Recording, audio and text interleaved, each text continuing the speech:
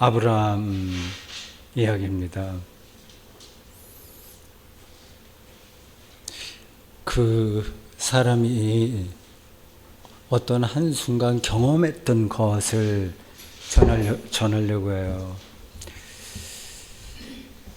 아브라함은 유일신을 따르는 세 종파, 유대교, 그리스도교, 이슬람교에서 같이 믿음의 조상으로 인정하는 인물입니다. 아주 특별한 인물이에요. 그를 믿음의 조상이라고 부르는 이유는 여러 가지가 있는데, 갈대우르를 떠나라, 일종의 출애굽, 엑소더스와 같은 이 말씀에 순종했고요. 더 드라마틱한 이야기는 아들 이삭을 바쳐라고 할 때 바쳤다는 얘기, 바치려고 시도했다고 하는 거 아니겠습니까? 하나님께서 인신 제사를 원하는 게 아니라 그 아브라함의 믿음을 시험해 본 거고, 그 시험을 통과했다는 겁니다. 이 이삭이 태어나기 전, 그리고 그보다도 더 앞서 자기 아내 사라의 몸종이었던 하갈을 통해서 이스마엘을 낳기도 전 어떤 경험이 이 아브라함에게 있었습니다. 창세기 15장 1절은 이렇게 이야기합니다. 이후에 여호와의 말씀이 환상 중에 아브라함에게 임하여, 아직 아브라함으로 바뀌기 전에 아브라함이에요. 이르시되 아브라함아 두려워하지 말라. 나는 네 방패요 지극히 너의 지극히 큰 상급이니라. 여호와의 말씀이 환상 중에 임했다는 표현이 재미있어요. 그게 자연스럽게 들립니까? 아주 이건 특별한 겁니다. 이 아브라함이 천사를 본 건지 아니면 꿈을 꾼 건지 모르겠지만 경천동지할 어떤 큰 깨달음을 얻었다는 사실만은 분명합니다. 그런 깨달음이 잘못되면 사입이 교주에게서 보듯이 망상이 되고, 바른 것이 되면 선지자들에게서 보듯이 하나님의 계시입니다. 환상 중에서 작곡가들도 소리를 들어요. 환상 중에 듣는 겁니다. 시인들도 환상 중에 시적 언어를 경험하고요. 화가들도 그런 이미지를 환상 중에서 봅니다. 이런 경험은 못하는 사람도 많죠. 어떤 전문적인 영역에 들어갔을 때 보는 어떤 특별한 사건입니다. 이런 경험은 저절로 되는 게 아니라 깊이 들어갔을 때만 가능한 거예요. 하나님 말씀 경험도 비슷합니다. 그냥 말씀을 읽으면 하나님 말씀에 깨달아지면 되지 하는 정도가 아닌 거예요. 아브라함은 고향인 갈대아 우르를 떠날 때부터 하나님과 밀착했던 사람이라서 이따금 하나님의 말씀을 경험했던 것 같습니다. 자주는 없어요. 아브라함아 두려워하지 말라라는 말씀은 곧 아브라함이 두려워했다는 뜻이에요. 그럴 만합니다.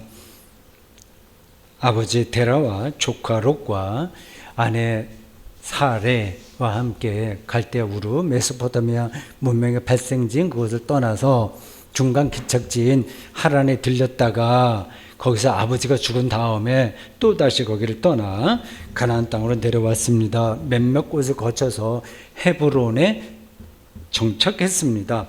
상당한 재력을 쌓기는 했는데 자식이 없어요. 당시 사람들은 자식이 없으면 미래가 없다고 생각했습니다. 고향을 등진 아브라함의 노력이 허사로 돌아간 듯합니다. 아브라함은 자기 하인 중에서 좀 신실한 사람 엘리에셀을 상속자로 삼을 생각이었습니다. 2절에서 아브라함이 이렇게 얘기해요. 나는 자식이 없사오니 나의 상속자는 다메섹 사람 엘리셀이니이다. 아브라함으로서는 가장 합리적인 선택입니다. 이런 말씀을 듣습니다.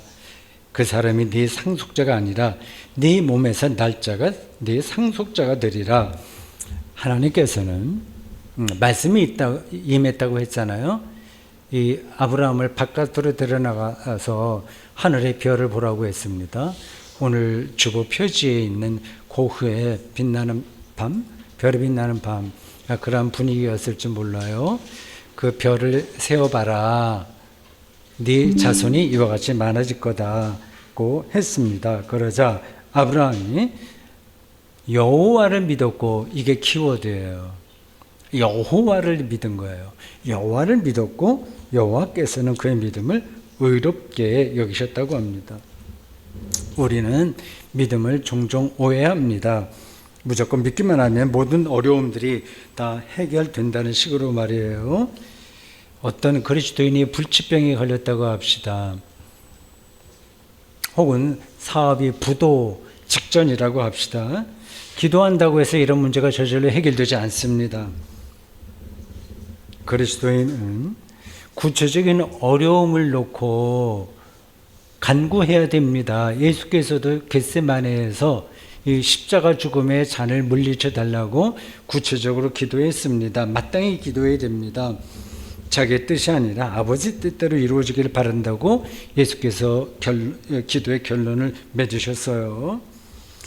핵심은 우리 그리스도인의 삶에서 어떤 문제가 자기가 해결되냐 해결되지 않느냐가 아니라 여호와 하나님을 신뢰하느냐입니다.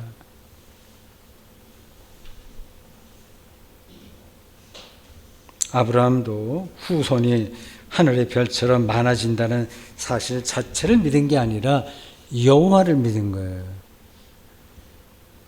그의 관심은 여호와 하나님이었습니다. 이게 중요합니다. 우리도 이 사실을 정확하게 인식할 때만 우리의 영적 포커스가 하나님, 예수 그리스도에게 꽂혀 있을 때만 아브라함처럼 여호와를 믿을 수 있습니다. 이와 달리 현대인들은 교회 다니는 사람이나 다니지 않은 사람들이나 비슷하게 나타날 텐데 자기에게 일어나는 일에만 매달리기에 여호와를 믿기 힘듭니다. 종교 경험이 어렵다는 뜻이에요. 마치 어린아이들이 과자를 먹을 때만 엄마의 사랑을 느끼는 거하고 비슷합니다. 요즘 어른들은 끊임없이 과자만 찾는 철부지 어린아이일지도 모릅니다. 나이 먹는다고 해서 어른이 되는 건 아니잖아요. 저를 포함해서 그렇습니다. 그리스도인들도 실제로 여호와 하나님이 아니라 자기에게 벌어진 일을 중심으로 교회 생활을 이어가는 경우가 종종 있어요. 예를 들어서 교회 직분 같은 겁니다. 우리 교회야 그렇지 않지만 장로, 안수집사 이거 되려고 많이 애를 쓰는 것 같습니다. 장로 되는 게 신앙에서 아무 관계 없는 거잖아요. 그런데도 거기에 매달리고 그것으로 시험 받기도 한다고 하네요. 거꾸로 우리 교회에서는 나이가 든 분들을 명칭만으로 권사, 장로 이렇게 부르는데도 그건 극구 사양하기도 하고 또 마지못해서 받아들이기도 합니다. 아브라함은 자기에게 좋은 일이 일어날 것이라는 사실보다 여호와 하나님만으로 만족했습니다. 성경에 나오는 모든 믿음의 사람들과 그리스도교 역사에서 활동한 모든 믿음의 사람들에게 나타난 특징이 바로 그거예요. 하나님, 오직 한 분에게만 자기의 삶이 이렇게 집중된 거예요. 쉽지 않겠죠. 여호와 하나님을 믿으려면 먼저 하나님을 경험해야 됩니다. 아브라함의 하나님 경험은 1절과 4절에 나오는 표현처럼 여호와의 말씀이에요. 데바르 혹은 다바르라고도 표현하는데 히브리어로 데바르 야훼 말씀입니다. 이 말씀이 오는 일은 우리에게 오는 일은 드물기도 하고 충격적이기도 합니다. 충격적으로 느끼지 못하면 그건 하나님 말씀이 아니에요. 우리가 너무 낯설어서 가능하면 피하고 싶은 경험입니다. 비유적으로 우리가 숲속에 들어가서 길을 걷고 있는데 나무가 자기에게 말을 건다고 상상해 보세요. 얼마나 낯설겠어요. 놀라 자빠지겠죠. 그런 걸 경험하는 사람들이 있습니다. 말이 안 된다고 생각하시나요? 모세는 호렙산에서 이리 가까이 오지 마라. 네가 선 땅은 거룩한 땅이니 선 곳은 거룩한 땅이니 네 발에서 신을 벗어라. 그런 소리를 들은 겁니다. 거룩하다는 땅이 거룩하다는 소리를 들었으니 얼마나 충격적이겠어요. 성경에 나오는 말씀들을 그냥 그러려니 생각하시면 안 됩니다.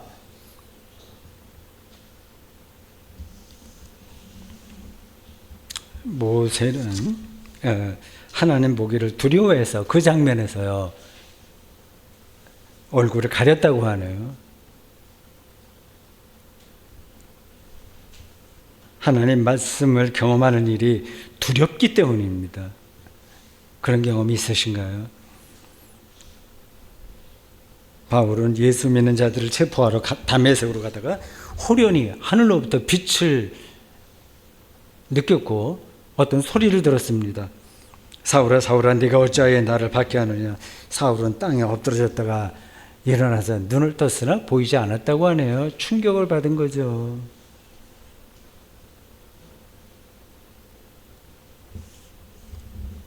오늘 본문은 아브라함의 하나님 경험을 12절에서 종교 문학적인 방식으로 이렇게 표현했습니다. 해질 때에 아브라함에게 깊은 잠이 임하고 큰 흑암과 두려움이 그에게 임하였더니 아브라함이 깊은 잠에 빠져들었다는 말은 실제로 잠이 들었다기보다는 어떤 감각기관, 생각하는 거, 느끼는 거 이런 활동이 멈췄다는 뜻이겠죠. 하나님 경험은 이처럼 깊은 잠이라는 은유로 말할 수밖에 없는 특별한 현상입니다. 우리의 일상에서는 여러 가지 계산서가 계속 우리 머릿속에서 작동을 해요. 그래서 깊은 잠을 경험하지 못합니다. 복잡한 인간관계로 골치가 아파요. 남편 걱정 혹은 아내 걱정, 자식 걱정으로 정신이 없어요. 그런데 머물러 있는 하나님 경험은 주어지지 않습니다. 거꾸로 하나님을 경험하면 깊은 잠에 빠져들듯이 우리의 일상적 시시비비와 자기 걱정, 자기 연민이 사라집니다. 자신은 실존을 초월하는 경험입니다. 사람들은 가끔 독수산매에 빠진다고 하잖아요. 그러니까 그 순간은 자기가 어디 있는지도 모르는 거예요. 그 책의 내용 안으로 깊이 들어가 버리는 겁니다. 자기를 초월하는 경험이죠. 우리에게 하나님 경험이 드문 이유는 깊은 잠에 떨어지지 못하기 때문입니다. 너무 정신이 말짱해서. 더 정확하게 말하면 우리 정신이 자기와 세상 일로 너무 혼란스러워서 하나님 말씀이 들어올 수 없는 겁니다.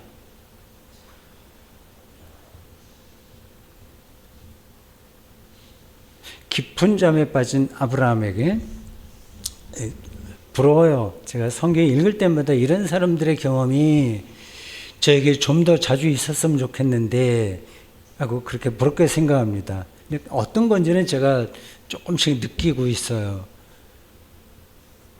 깊은 잠에 빠진 아브라함에게 큰 흑암과 두려움이 찾아왔다고 합니다. 세번역 성경은 깊은 어둠과 공포가, 어떤 영어 성경에는 테러라는 그 영어를 쓴 것 같은데, 그를 짓눌렀다고 번역했습니다. 모두가 피하고 싶은 경험이에요. 사람들은 가능한 대로 밝은 거, 가벼운 거, 달콤한 거, 즐거운 거 느끼고 싶습니다. 그런데요, 하나님 경험은 흑암과 두려움입니다. 깊은 어둠과 공포예요. 이를 종교학 용어로 누미노제라고 합니다.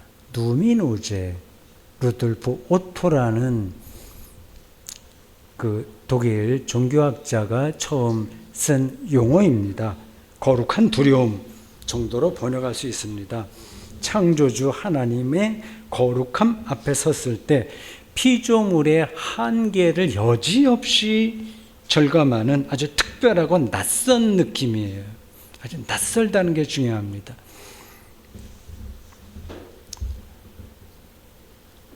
그러한 경험이 우리 일상에서 어떻게 일어나는지 간단하게 세 가지 예를 들게요.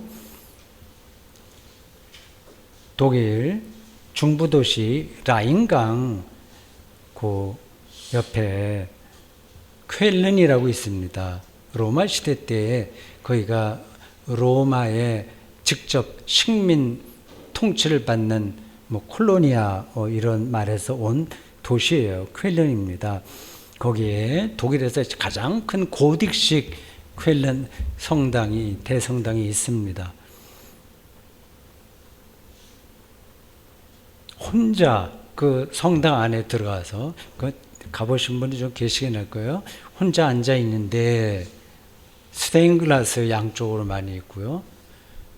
갑자기 파이프 올겐 소리가 웅장하게 가득 채운다고 합시다. 거기서 오는 전율이 바로 누미노제입니다. 두 번째, 어떤 산악인이 8,850m 에베레스트 정상에 올랐다고 합시다. 아무도 없어요. 혼자 올랐어요. 하늘만 보이고 밑으로는 그 산맥의 능선만, 그 만년설이 덮인 능선만 보입니다. 자신이 얼마나 작은 존재인지를 절감하면서 큰 두려움에 빠집니다. 세 번째, 여기 어떤 젊은이가 그 술 마시면서 춤추는 야간 업소에 갔다고 합시다. 저는 아직까지 한 번도 가보지 못해서 몸으로는 느끼지 못하는데 영화에서는 봤으니까 대충 어떤 분위기인지 압니다. 재미있는 거죠. 재미있는 그런 그 놀이터입니다. 근데 이 젊은이가 한껏 즐겁게 마시고 춤추고 하다가 갑자기 내가 누구지? 내가 왜 여기 있지? 자기 실존에 대한 큰 충격을 받을 수 있어요. 아주 일반적인 표현으로 하자면 군중 속의 고독을 절감하는 겁니다. 혼자라고 하는 것을 철저하게 깨닫는 겁니다. 그 완벽한 고독에서 느끼는 정감이 그 누미노제예요. 오늘 본문이 말하는 큰 흑암과 두려움입니다. 그런 경험 없이 하나님 경험 없습니다.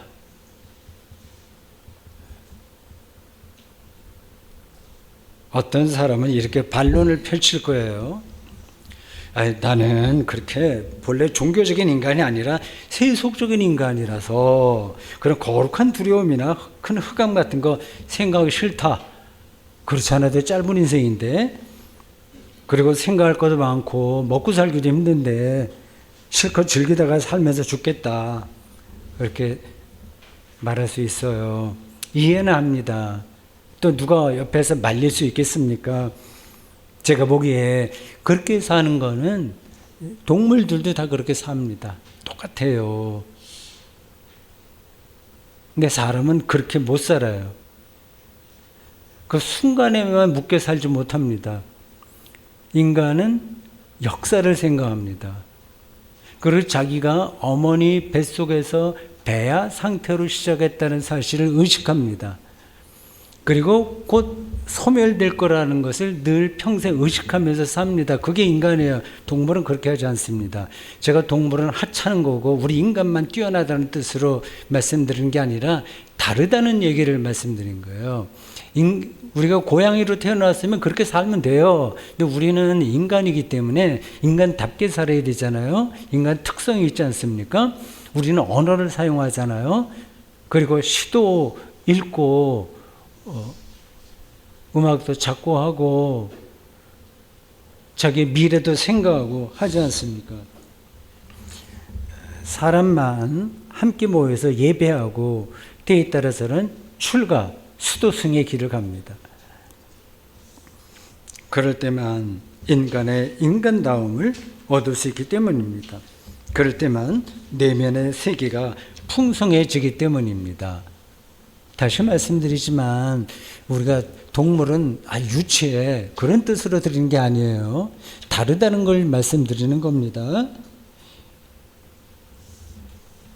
21세기 현대인의 내면적 삶은 풍요로울까요?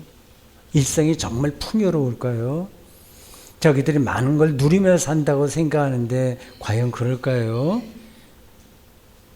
아니면 온갖 먹을거리와 짝짓기에만 숙명적으로 묶여서 사는 동물들처럼 아주 단조로운 건 아닐까요? 여러분들은 어떻게 생각하십니까? 오늘 설교 본문은 창세기 15장 12절까지 왔다가 이제 몇 절 뛰어넘어서 17절과 18절로 가요. 몇 가지 전승들이 섞여 있어서 이 렉셔너리를 작성한 사람이 그렇게 이 본문을 정한 것 같습니다. 아브라함이 큰 흑암과 두려움에 휩싸였을 때 어떤 특별한 현상이 다시 일어났어요. 17절이 이렇게 말합니다. 연기가 나는 화로가 보이며 타는 횃불이 쪼긴 고기 사이로 지나더라.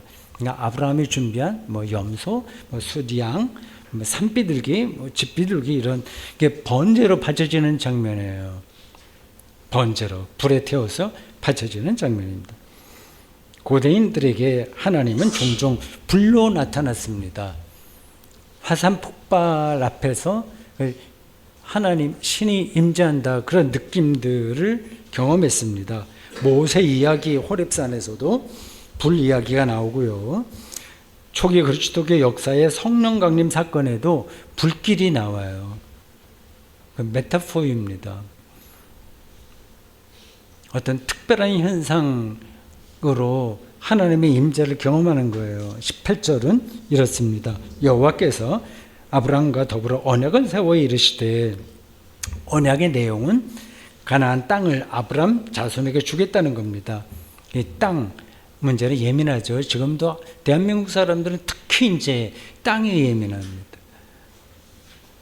부동산, 투기, 이런 다 땅 문제 연관되잖아요.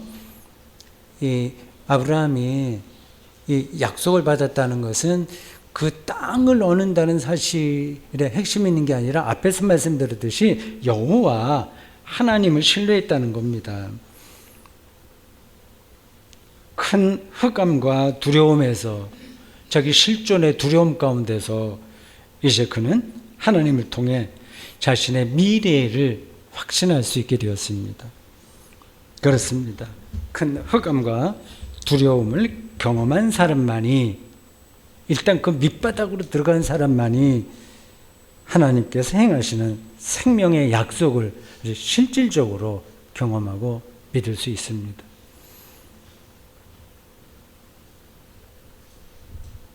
우리는 십자가에 처형당하신 예수님을 그리스도이며 하나님의 아들로 믿잖아요. 이게 경악스러운 사건입니다.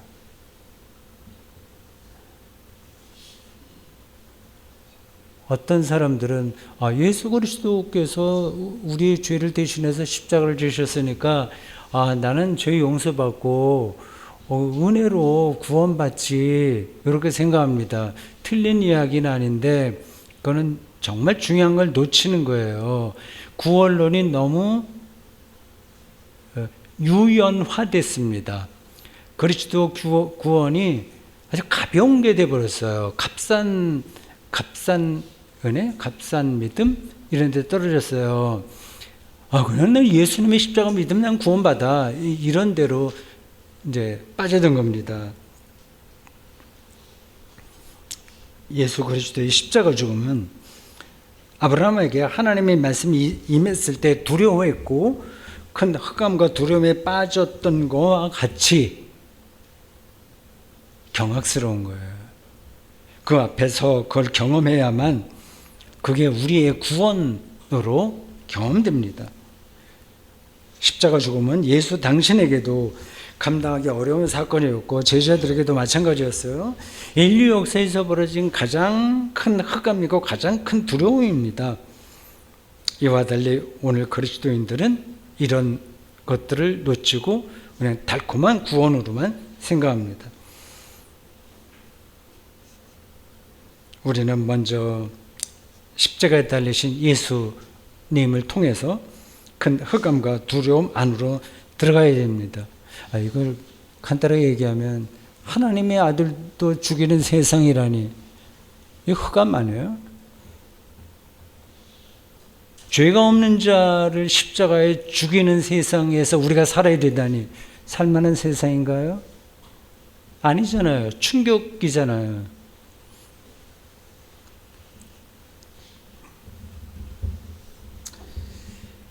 큰 흑암과 두려움을 직면하면 이제 하나님께서 우리에게 내려주시는 구원의 빛이 보일 겁니다.